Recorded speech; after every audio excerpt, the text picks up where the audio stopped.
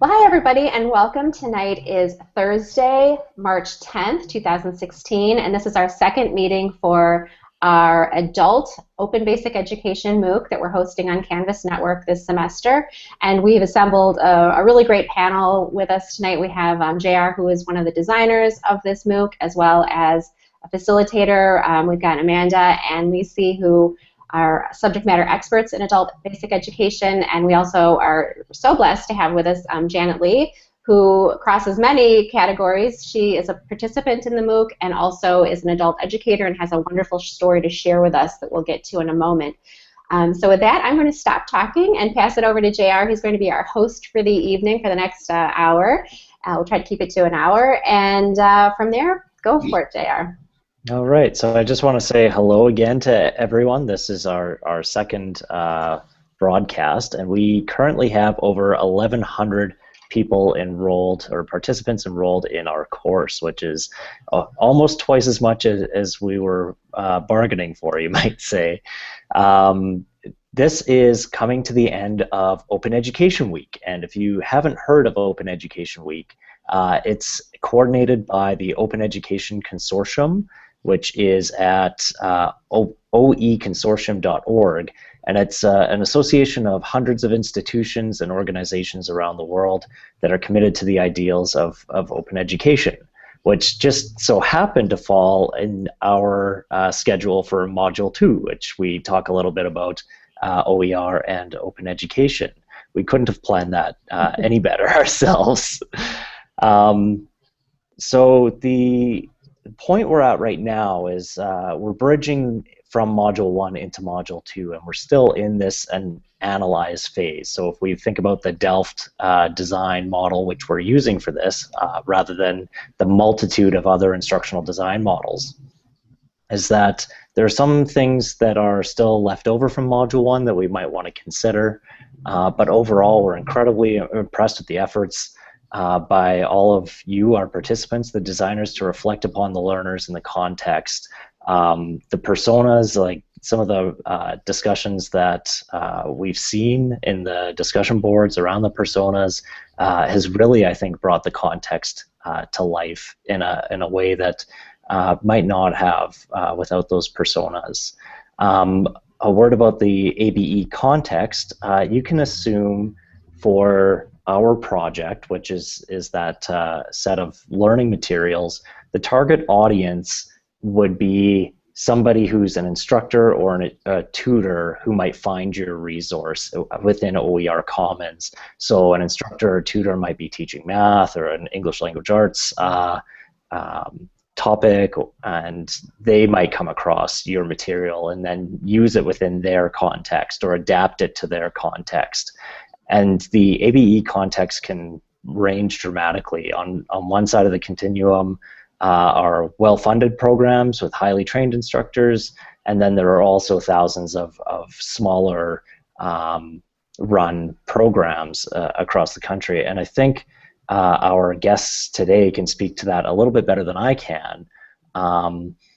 So I'd like to just kind of get a little bit from, we'll start with Amanda, if you want to talk just about maybe one end of the spectrum for ABE context, and then we'll invite the others to do so as well. Sure, thank you. So I'll give you the example from my last teaching experience, and that was in a public library system. Our classrooms ranged from a basement with no windows, poor heat, no chalkboard. We had to carry in our kind of easel and our own chart paper and markers and pens, paper, whatever, for each class. So we couldn't hang anything on the walls and leave that there, and sometimes we had to actually, move out of the room because the heat was clanking so loudly. Oftentimes there were also, when we had classes upstairs in the library, there were other patrons walking around. So what we could do in terms of our own space, our own volume, and our activities was really limited because of where we were situated within the library. So that's kind of one end of the spectrum.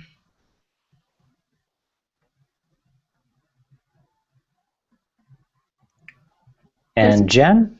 Oh, I was gonna ask Lacey if she wanted to share with us a little bit. Lacey's having some vocal cord issues, and so if she's struggling too much, Lacey will step in and try to help you out. But would you mind giving us your perspective on the variety of adult basic education contexts you've experienced? And I'm assuming you experienced a lot. Well, you've said it. There is a big variety in adult ed. Adult ed is a big, huge umbrella. It's just like talking about the government.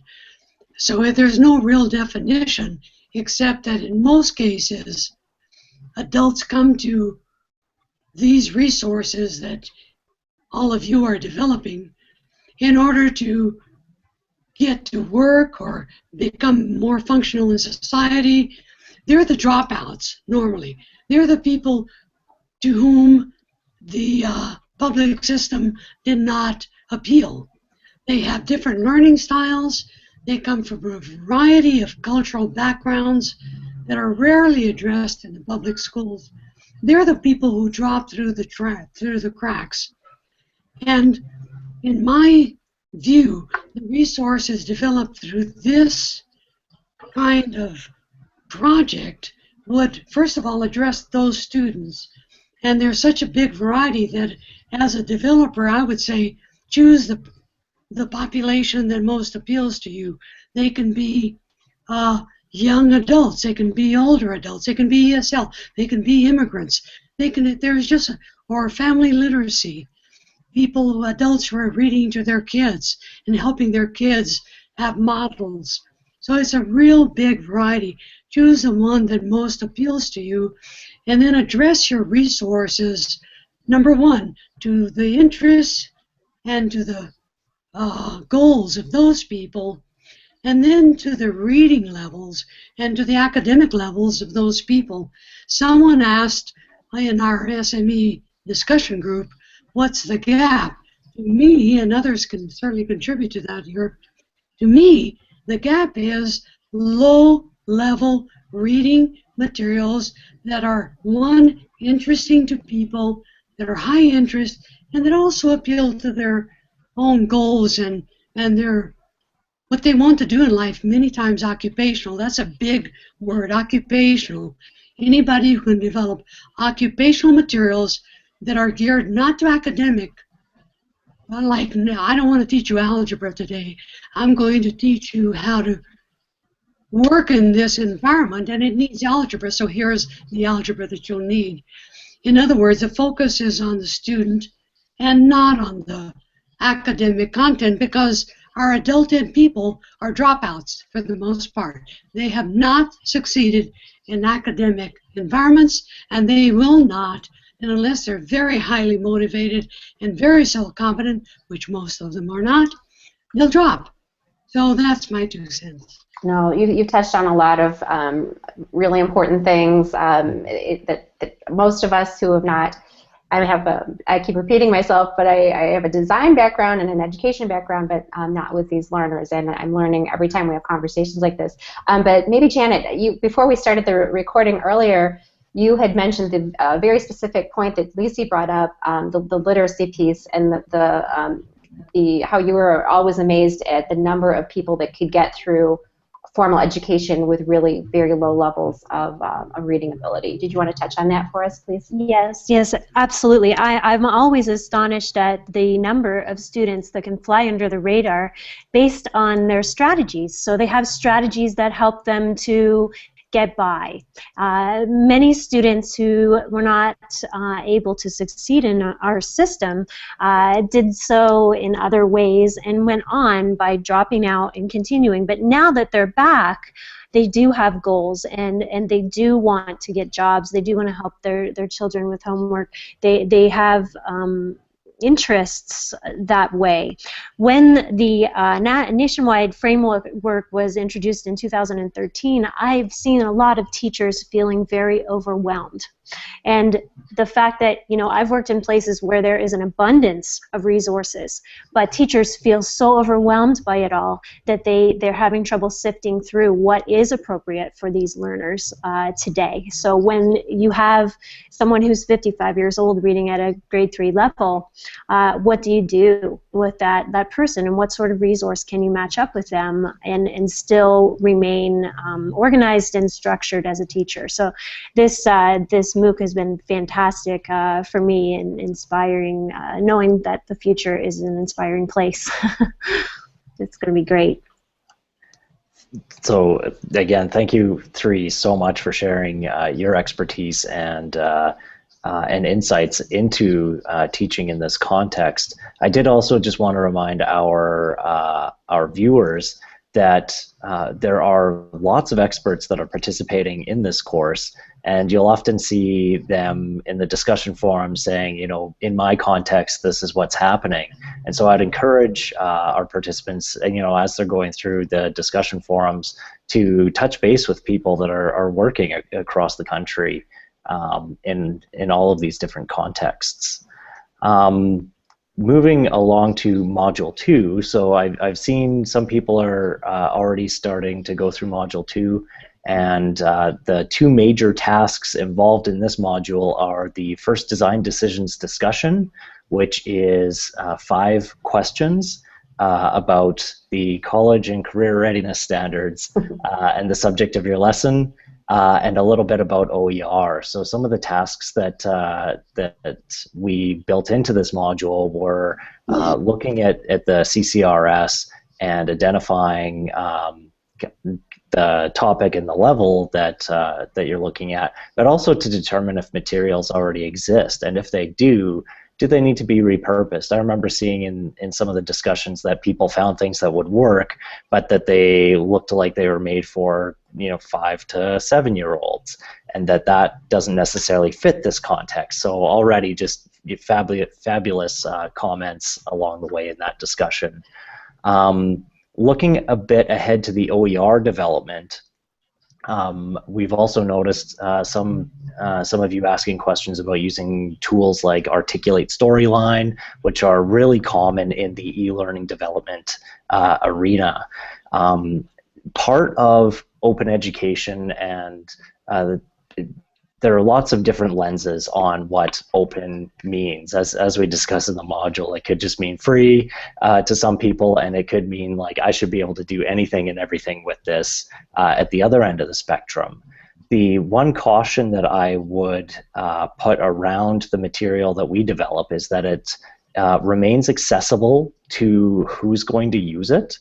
And accessibility is not just about being able to click a link and access materials, but even as an instructional designer, I recall running into outdated software like Hot Potatoes, where I had to download like 8 plugins to figure out how to get it to work so that I could actually view the material.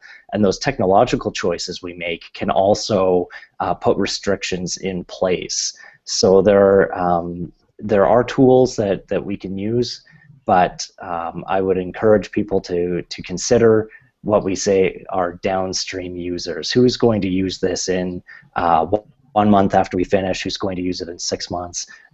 And if I'm hosting some of this material somewhere, if I stop paying for the hosting and then the link goes down, all of a sudden that material's gone. So those are just a few of the considerations that we need to keep in mind for our development. You know what, David, Oh, I'm sorry.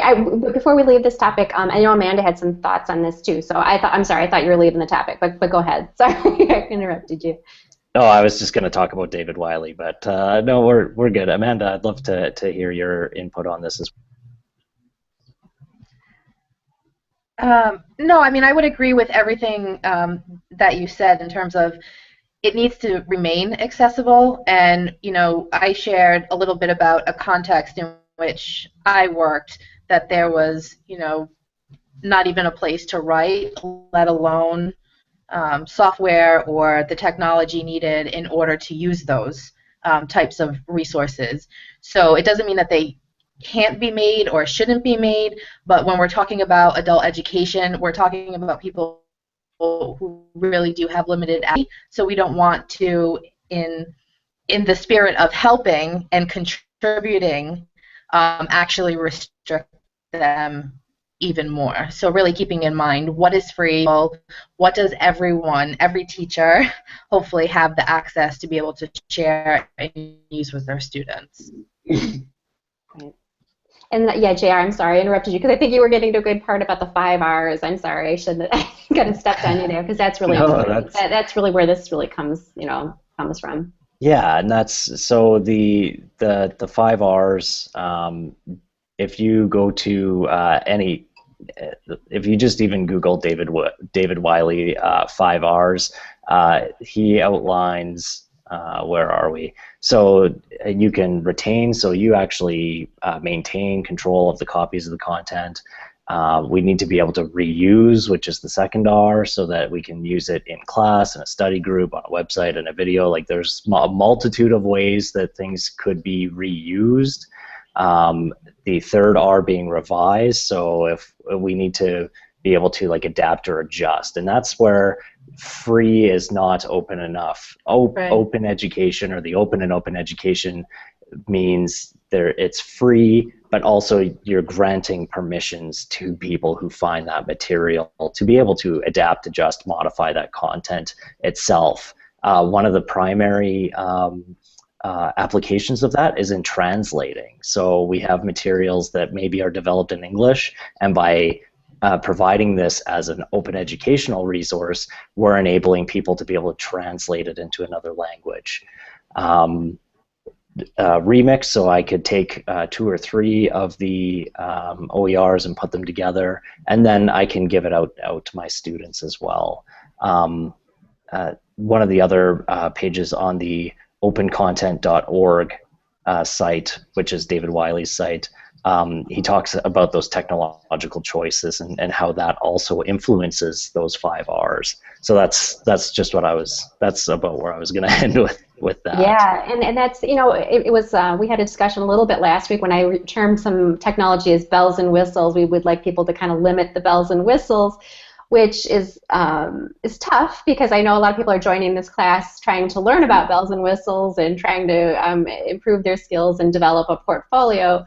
But sometimes the more proprietary the tool we're using really restricts, in particular when you mentioned the ability to revise.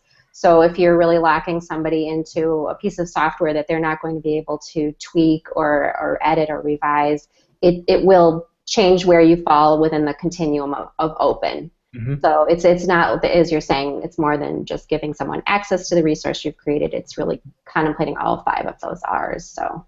And one of the most basic examples of that is the PDF versus giving them a Word document.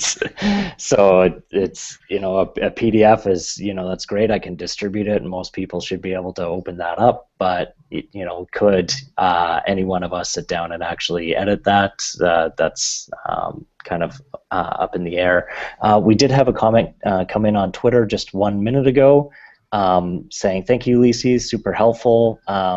To keep the reading level in mind, thank you for the insight. And should the content be trainer-teacher focused with learner materials or learner focused? And that's coming in from Kathleen.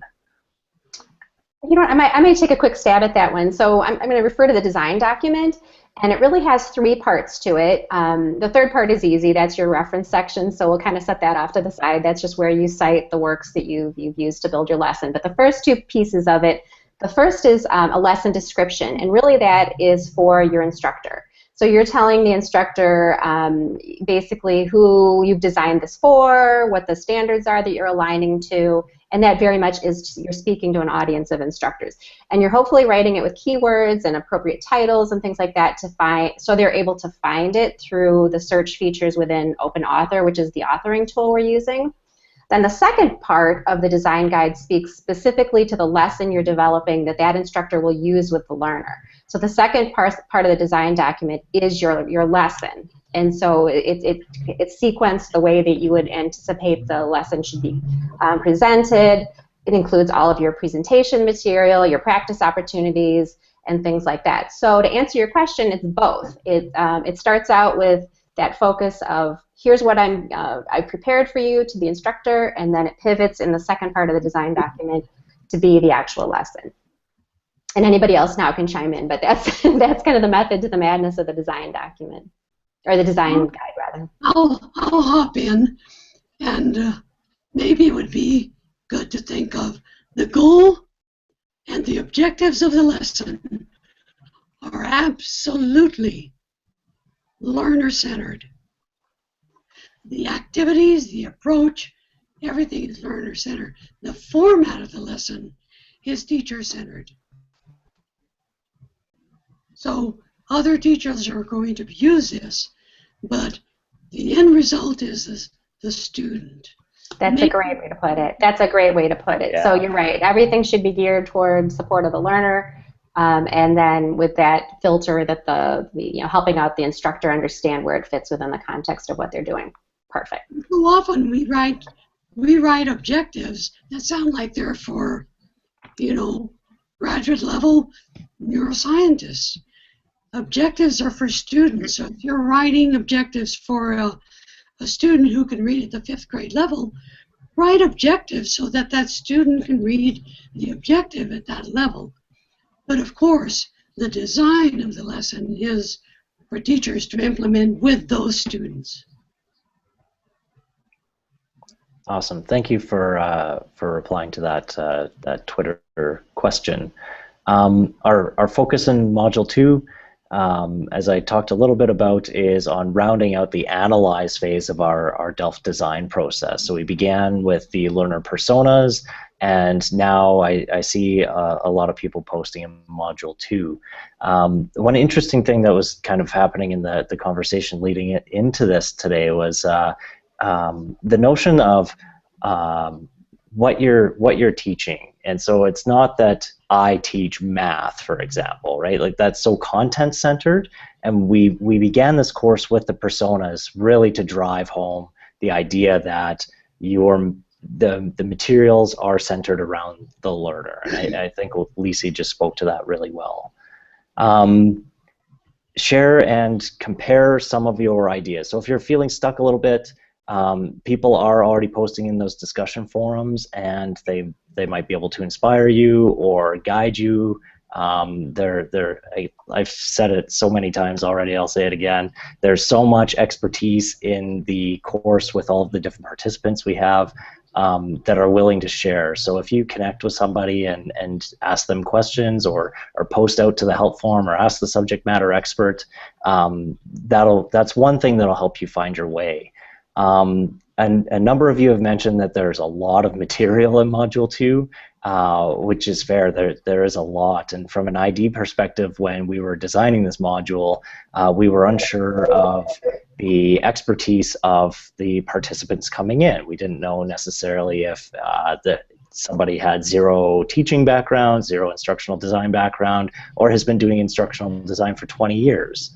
And so the way that we tried to chunk the material was so that you could take it in about 30-minute bites at a time, and that at the end of each one of those bites, maybe you would be able to reach out to the community if something was unclear.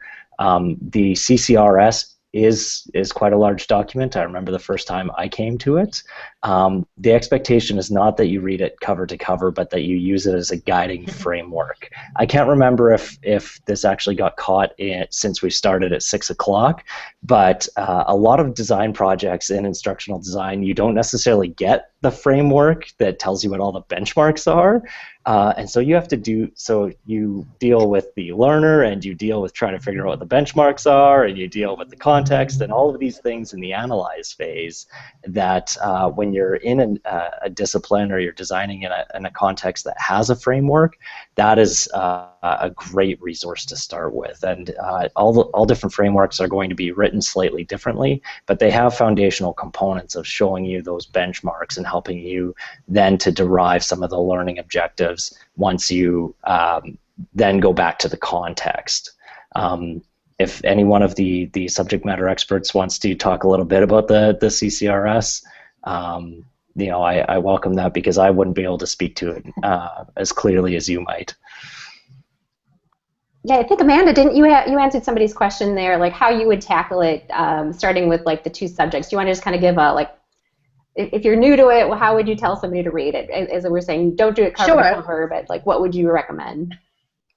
Yeah, I definitely would not recommend cover to cover. What I would do is read some of the intro material that talks about how the CCRS came to be for adult education and that process and what the intent behind it was, because I think those first few pages really speak to what Leigh has been talking about, and that's what do adult learners need and how do we get them there. So just kind of read that intro piece so you get an idea, and then you know, maybe ELA or math. They have about 6 pages for each of the content areas that describes some of the shifts of instruction, how they're organized, what the grade level equivalencies. So get an idea of that. Then take a look at the anchor standards. Just read the anchor standards. These are these overarching statements, these college and career ready statements. So okay, so now you're starting to build your own knowledge. What are the overarching things that students should be able to do in reasoning and language? And then say writing.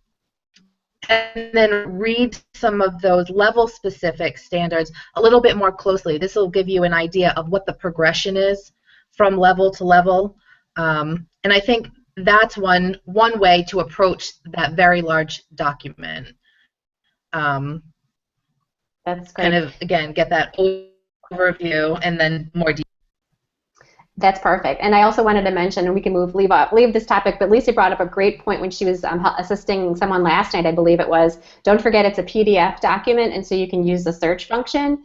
And so I use that all the time. So for example, if I know I want to run to the algebra section, I just hit, put it on my Mac, Control F, and then I just type in algebra, and it'll pop me there, which is a huge help.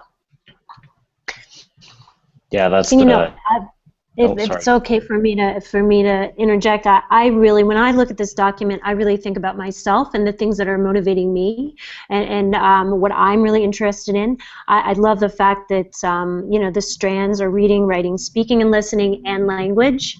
And when I actually looked at this document and compared it to the GED test, I was like, wow, this really does match up well, and I needed to think about how I was going to help teachers scaffold that learning, meaning, how could I write something that would help students to cite evidence, to present that careful analysis, and defend their claims. So that's where I always go to, what is inspiring for me, and what do I think would be the most helpful for teachers.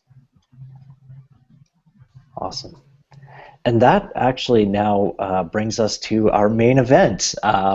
As we introduced at the beginning, this is Janet Leigh, and we're so glad to have her here because she's been working with a project called the Arnie Movie. And I think what's so great about this is that it really illustrates the importance of the work of our SMEs and those involved in adult basic education. So Janet, I'll let you take it away from here, and I'm very excited to hear more about the Arnie Movie.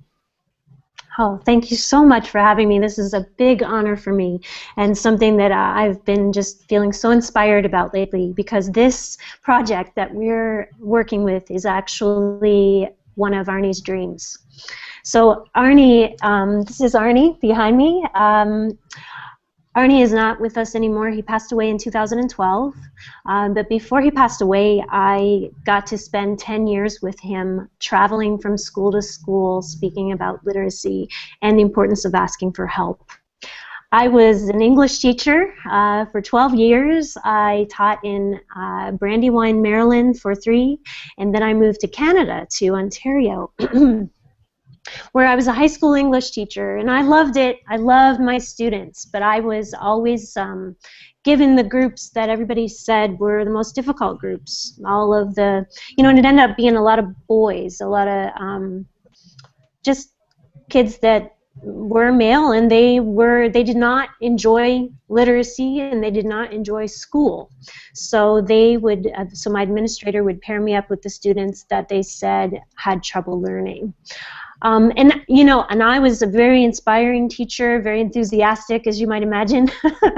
And I really enjoyed my job. And every day it was a challenge for me to try and find something that would motivate these students and actually show them that I had, you know, I had something to offer.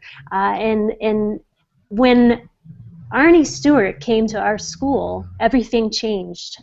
There was an announcement over the PA system that said, you know, there's a speaker in the library, you know, Janet Leigh, you need to bring your students down. So I said to my boys, I said, let's go, there's a presenter in the library. And if you can imagine these kids who were really taller, a lot taller than me, shuffling their feet saying, you know, oh, miss, this is so stupid, I don't want to go. It's probably some astronaut guy, and we can't relate to him at all. I said, well, come on, we got to go down there. So when we walked into the library, there was Arnie, and he was sitting at the front, and he was shaking. He had a pack of cigarettes in his pocket, and he was, you know, he had no note cards. And I thought, okay, here we go. My kids are they're not gonna enjoy this presentation at all. There's nothing here for them, and this guy is gonna flop. But Arnie got up, and he started his speech, and the speech was, you know, I spent 2 years in grade 1, 2 years in grade 2, 2 years in grade 3, 2 years in grade 4, and 1 hour in grade 5. I was 15 in 5th grade the day I got kicked out of school. And you know, Arnie went to the principal's office, and the principal said, you know, you're a bully on my playground. You can't read or write. You're not going to make anything out of yourself anyway. So why don't you go underground and work in the mine? And Arnie was left to fend for himself. He stood in front of my students, and he told them stories about living in a parked car and shooing away flies from the garbage can to eat dinner at night. He talked about how he couldn't read the signs on the road, so he had to get in behind the bus. And he would drive with this bus just to get where he was going. He bluffed his way through. He told them about a time when his wife went up north and he had to buy food for his kids. So he went to the No Frills grocery store, which is like a generic grocery store, and he bought all these cans of food. And he could read the word beef, but there were no pictures on the cans, but he saw beef. So he thought, all right, we'll have stew for dinner. So he got these big cans of stew, and he went home, and he opened it, and he put it in the pot, stirred it up, they ate. The next morning, his wife came home, and she was taking the garbage out. She looked in the garbage, she says, hey, Arnie, who was over here last night? He said, nobody was here last night. She said, well, somebody was here with their dogs. You got pure beef puppy chow in the garbage. He had fed his kids dog food.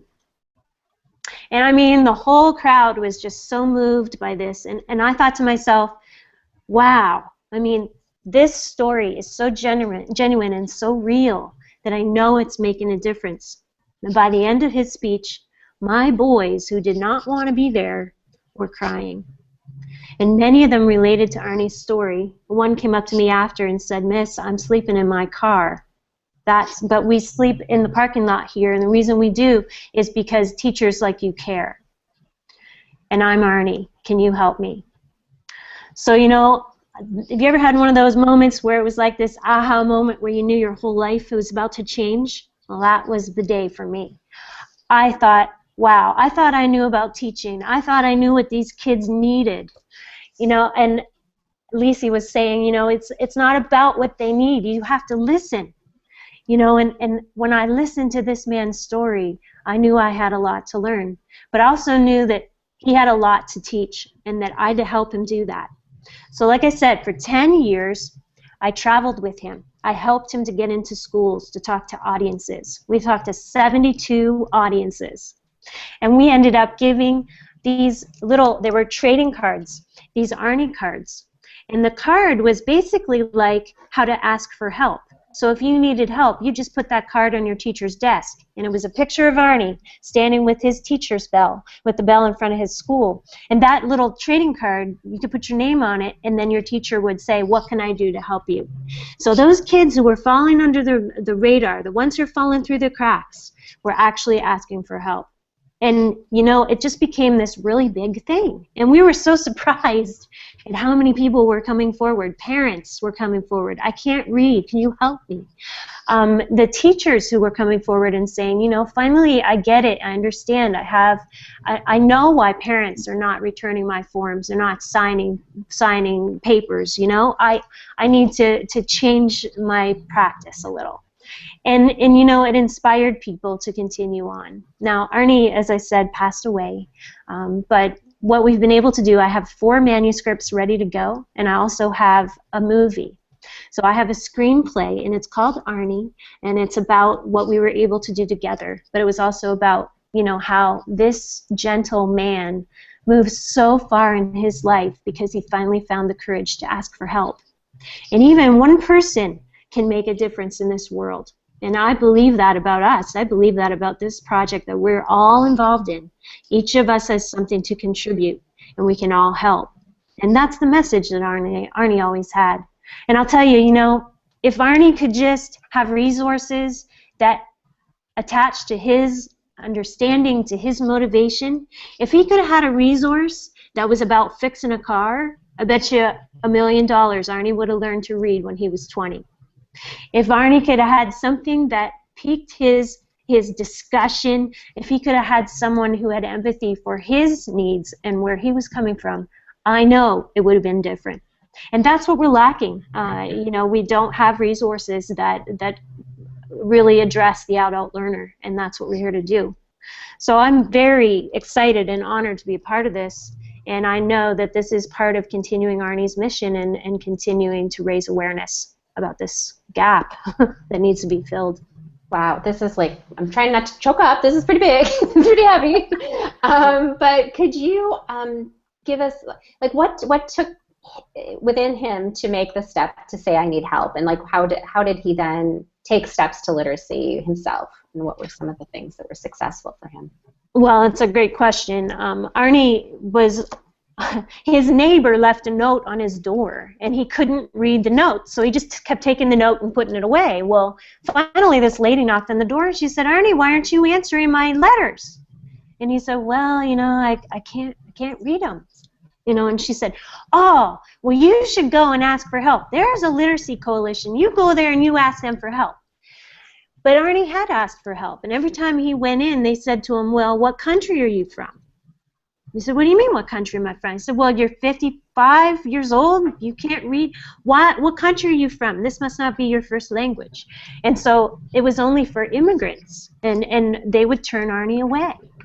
And finally, he got matched up with an organization in Canada that actually paired him with a tutor. And he started doing one-on-one tutoring. And what was so amazing was that Arnie started to see the world differently. Instead of having to be afraid all the time, he was actually starting to see words in context. He was actually starting to make meaning about his world around him. And, you know, his health issue, he actually had psoriasis all over his hands, and the minute he got this tutor, the minute he started having academic conversations and started to feel like as if he was getting somewhere with literacy, his psoriasis just peeled away from him.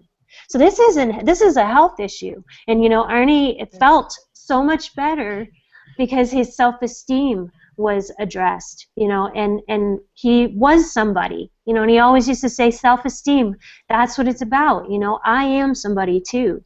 And when he finally had somebody who said, look, I care and I really want to help you, that made a world of difference to him.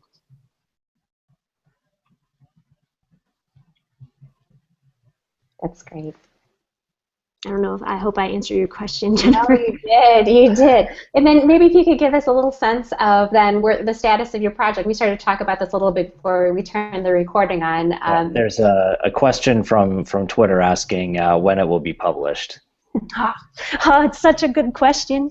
Well, here's what I know. Here's what I know for sure. It's not published yet, but there is quite a buzz happening. I went to a Florida Film Network meeting and actually met my co-writer, Joe Davison, at this meeting. And here's what happens with Arnie. Everywhere I go, people have a connection with this. And I don't know, like for me, it was my uncle. My uncle really struggled with literacy, and I was always helping him. I was a teacher since I was 5 years old because I was always helping him. If he needed to order something off the menu, I would read it for him. If he needed to fill out a check, I would do it for him. It was my job all my life to be his teacher and his helper. All of us have a connection to Arnie's story in one way or another. Either we struggled in school, we're a teacher who wants to inspire others, and that's what happened with Joe Davison. Joe Davison, my co-writer, said to me, you know, I struggled in school. He said, but I've written 22 screenplays since then. And you know why I did it? Because I had a teacher tell me I couldn't. And he said, I want to be a part of this. So we wrote this screenplay in about 60 hours. We finished it. So right now, we have the screenplay and it's ready.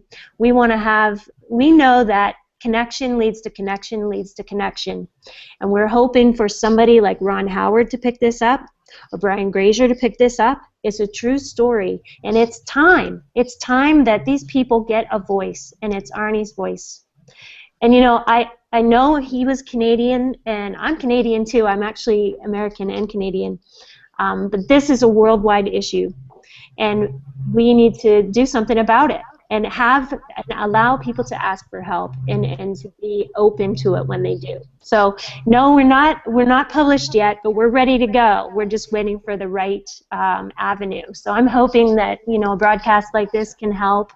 If you want to come in and have a look at our website, I'd love that. It's thearniemovie.com. But you know, right now I'm just, like I said, so proud to be a part of this project, helping to create resources that will help Arnie and people who have all different circumstances. It's up to us to make that connection happen. Thank you. That was great. Thank you so much. I'm so glad you're joining us and just so inspired by what you're doing. So thank you. Thank you for having me. And incidentally, as a Canadian, I know what you meant when you said no frills. I actually knew what you were talking about. So I'd just like to remind the audience today that if you're on Twitter, if you use the hashtag OpenABE, if you have questions for Janet, then please post them there, and I'll try to moderate them and get them over into this space. Yeah, so thank you so much for sharing that that story. I'm just hoping that maybe somebody pops in another question, but I did also post using that hashtag the link to the website, thearniemovie.com. Thank you. Thank you. We're hoping to actually do a documentary to return to Barrie, Ontario, where we did all of our work. A lot of people have Arnie cards. A lot of people were influenced by his story. And what we think is that, you know, if we have the funding to do a documentary, then we can move ahead and get it one step closer to Hollywood. Positive action every day. And I guess one question I would have then, like, if you're going to make the screenplay, then is there maybe like Sundance or like the Toronto Film Fest or like those kinds of avenues in the foreseeable future as well? Yes, absolutely. In fact, there was a group of students who entered an Arnie movie. It was 11 minutes long, called The Canadian Hero, A Canadian Hero. They entered it into the Toronto Film Festival for Children called Sprockets. I don't know if anyone's heard of Sprockets, but it was shown on the big screen, and it really made a difference to a lot of people. So that was one step closer. You know, it's an issue that everybody, like I said, can be connected to, and the children, the adults, all of us coming together to make a difference with it. That's a big deal. And yes, I do foresee something like that happening. Like I said, one step at a time, and some steps go much more quickly than others. But I'm never going to give up. And that's what I said to Arnie. And the very last time I saw him, he said to me, please tell the kids to not be afraid and to always ask for help. And I promised him I would keep going. So that's what I'm doing. Thanks, Janet. As no other questions seem to have come through, I'll move on to the kind of next topic that we have in our line here. Yeah, this is going to be a real letdown now, right? I know. Back to the CCRS document. Yeah. Yeah, there's of course. We're instructional designers. What do we have to talk about other than frameworks, right? Exactly. So there were actually a couple of questions that were highlighted. One of them was, as an ESL teacher, what do you suggest for me to enhance my teaching skills, and are there any examples? So there's a couple of questions that maybe we highlighted in the discussion forums that we'd like some input from our SMEs on. And that's the first one. Can you repeat the question? Of course, I should have, let in with the other thing and asked the question second. So, as an ESL teacher, what do you suggest for me to enhance my teaching skills, and are there any examples? Okay, so I'll take a first crack at that. The first thing I would say that is to get into someone else's classroom, watch someone else teach, talk to them afterwards about their process, ask them questions, why did they do certain things. It's one thing to read a textbook, it's another thing to see it live, see it in action, see the variety of students that you have in adult education classes, what their needs are, what their interests are, and how those are presented by the teacher. So that's the first thing I would suggest. The second thing I would suggest is to visit LINCS, which is the Literacy Information. Lisa, you can correct me on the acronym for that, but it's lincs.gov, and there are multiple free modules that you can take. You can have conversations with practitioners across the country, and that's really, again, a very real and authentic way, I think, to improve your skills and your knowledge.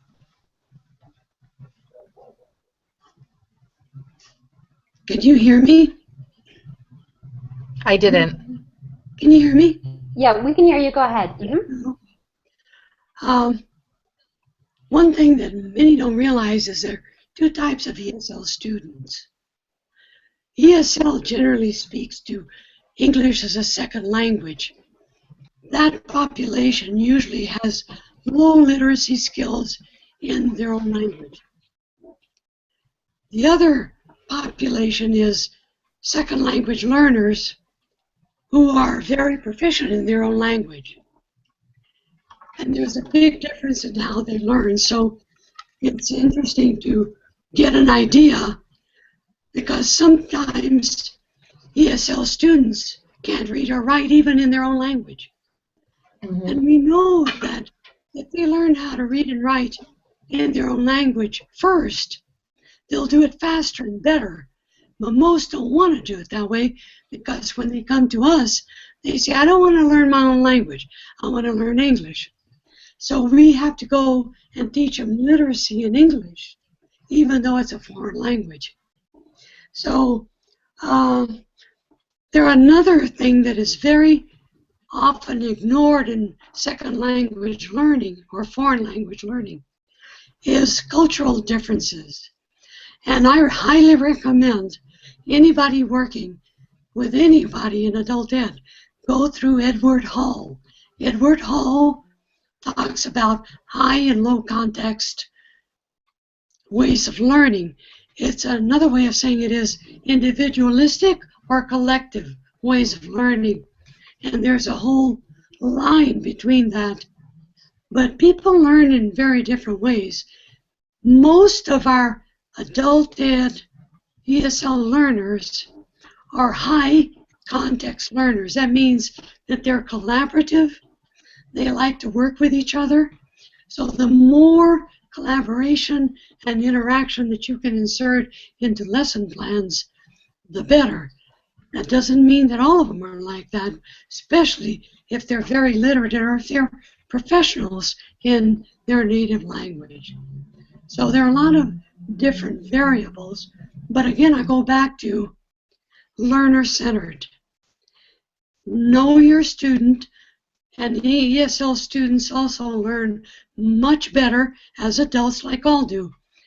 If you address their learning styles, if you address their needs, their goals, and their interests.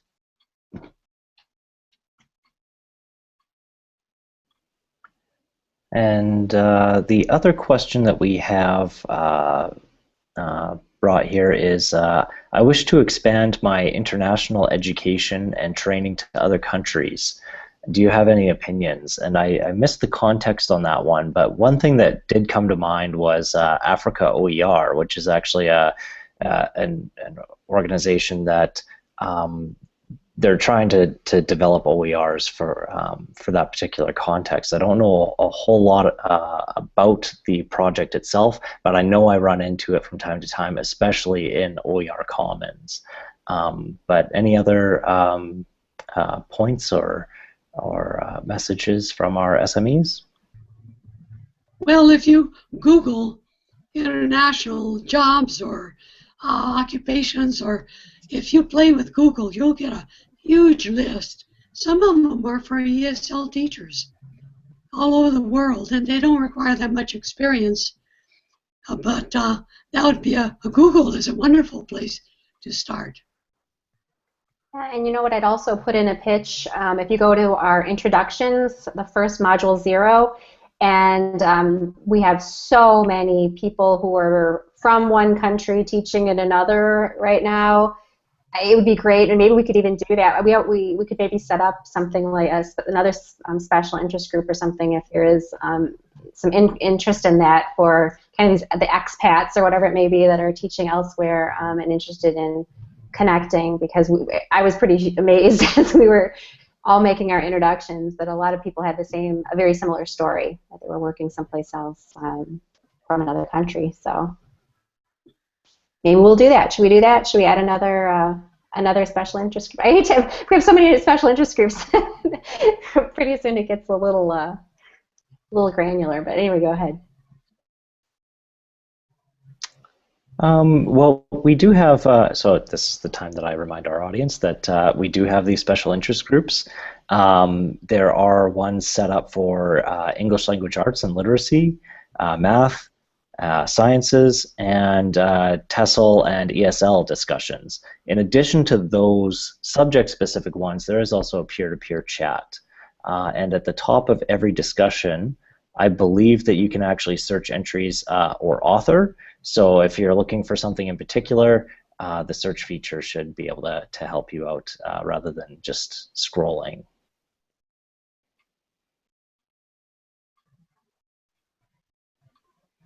And those were the last 2 questions, and we talked about the special interest groups. Reminder to everyone, expanding beyond just our special interest groups and the Canvas platform, that we do have a presence on Twitter using the hashtag OpenABE, and specifically the handle Design for Learn. Has been tweeting away while this course has been going on. We have about 160 people connected through LinkedIn, about 140 in Facebook, about 160 in the Google Plus group, and I continue to get updates from the DIGO group, which DIGO, if you don't use it already, is an online curation and annotation tool. So if you haven't checked out any of those groups yet, I would recommend you, if you participate in those networks, is to go check out those groups. And actually, I'm just going to put one more plug in. Actually, I think that I might not have updated those numbers. Those may have been from the first week. I think we're now pushing like 250 in the LinkedIn group. And so if you are interested in this course for the networking potential, I think that's been a really interesting thing to watch, is people who are just about to graduate, looking for contacts in the industry or whatever it may be. Do make sure you hop over to that LinkedIn group, because it seems to be where people are making those connections.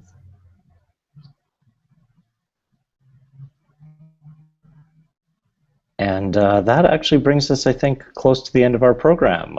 We have about 8 minutes left in our scheduled bit.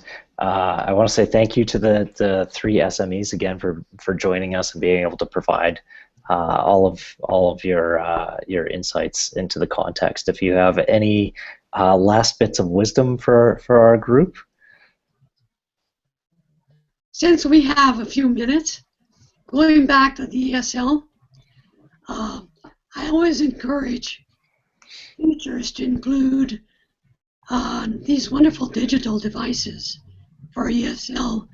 Voki is one of them, where I have, students can go there and they can develop dialogues, they introduce themselves. Voki is a wonderful resource. There's Audacity, where they can actually record themselves. But the more you can get the reading, the writing, and the speaking and the listening into ESL, and the listening and the speaking often can be enhanced by a lot of web tools. So I encourage you to do that, including all these websites that do comics, and ESL students have a great time filling in comic bubbles and all sorts of things.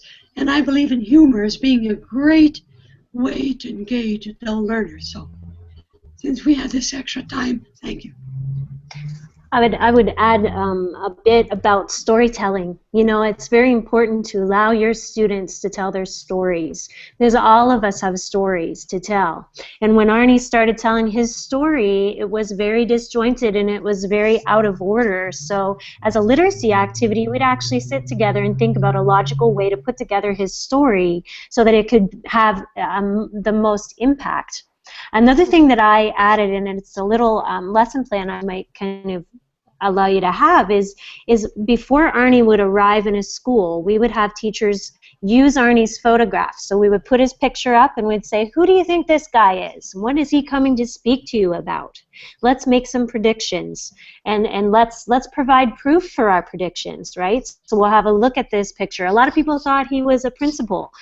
They thought he was a librarian coming to speak about books. And so they had these predictions, and then we would reveal who he was, and we'd talk a little bit about his story before Arnie would arrive. Then the students would generate questions for Arnie. So imagine this.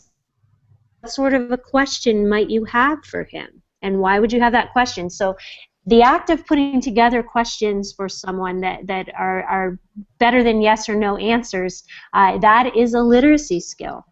Okay, so making connections to a speaker is a big deal. And everybody, like I said, has a story. So while the person's telling the story, you're looking at the question you generated before they arrived, and you're thinking about whether or not that question still applies at the end of the speech. And if it doesn't apply, ask your students to then ramp it up or change the question so that they can get a little deeper in. Once Arnie left, when he left the school, then we had students generate letters. So how did that impact you? Can you generate a letter? Can you talk about how it can apply to your life, how his story can make a difference in your life and make a connection? Okay, so there's that one thing that they're asking students to do these days, is read a complex text. In this case, it was listening to a text, and that's your oral language. Listen to the text, synthesize that information, make a connection to yourself, and then take it to the next level. And that is, now that I have this information in my mind, now that I know this new content, I don't care what that content is, I'll put it together and then make it meaningful in my life. And another thing we did was take it to a step beyond into the community. So now what will you do? Some schools actually planted a tree for Arnie. Some schools put in place adult learning after school hours and family literacy nights. So Arnie is one story, and yes, you can use the story of anyone, a Holocaust survivor, anyone who you feel is inspiring. You can even Skype someone in, like an entrepreneur, someone who in the community who opened a bakery. Why don't you Skype them in? Everybody has a story, and you can put that generic lesson plan on top of any story you find. And that's a wonderful way of valuing our experiences and actually learning from them to build our community. Yeah, and I'll just be very brief and just say, to kind of build off of what Janet and Leigh mentioned, is that when you're working with adult learners, they have such a rich life experience, and they have so much to offer that people may not have asked about. And again, that comes back to what's your story. So really respecting the rich life experiences of your adult learners, not only asking them questions and having them ask each other questions, but you as the instructor really, really listen. What are they saying? How can you use that to help them achieve their goals and move forward? And when designing your lesson plans for this particular project, it's really important to remember that a low reading skill does not mean low intellect. This is not about dumbing anything down. It's about breaking things down to their component pieces so they, like the resources we're creating, the students have access to them. They have access to them, and then they can build upon them. So I think that those are really important pieces that I'd like to leave you with.